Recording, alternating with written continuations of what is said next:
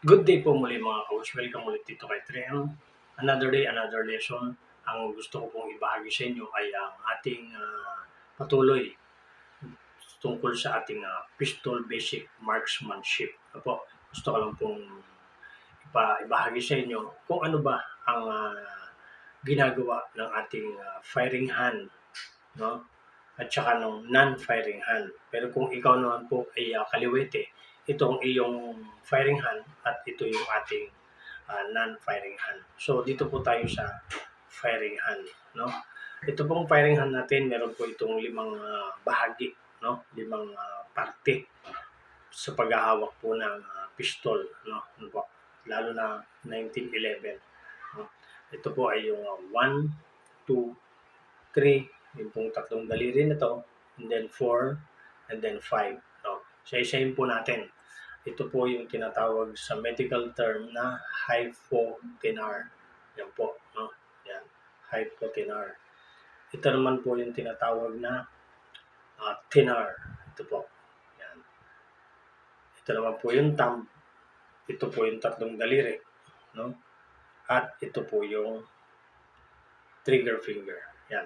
So, pisahan po natin, number 1, ito po ang hypotenar. Ito po yung pumipigil doon sa dulo ng pistol kung saan nare-reduce niya yung recoil ng pistol. Bawat putok, nakaka-reduce po yan. Dito po nakatukod yan.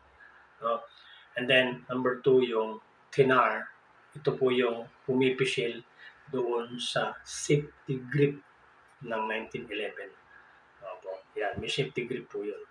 And then, number 3, ito po yung tatlong daliri na to. Ito po yung sa gripping, yung paghahawak ng pistola. Yan po, itong tatlo na to. And then, number 4, ito po ang ating thumb, kung saan ito po yung nagtataas baba ng safety, lalo na kapag yung ambidextrous ang inyong safety. At ito po yung trigger finger. Yan. I-insert nyo lang po yung inyong trigger finger kapag kayo ay puputok na. So, isa po ito sa mga 4 cardinal rules na hindi nyo po ito i-insert sa trigger unless kung kayo ay puputok na.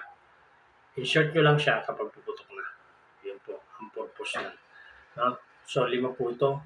It is 1, 2, 3, 4, 5. Yan po yung role ng 5 sa paghawak po ng pistol.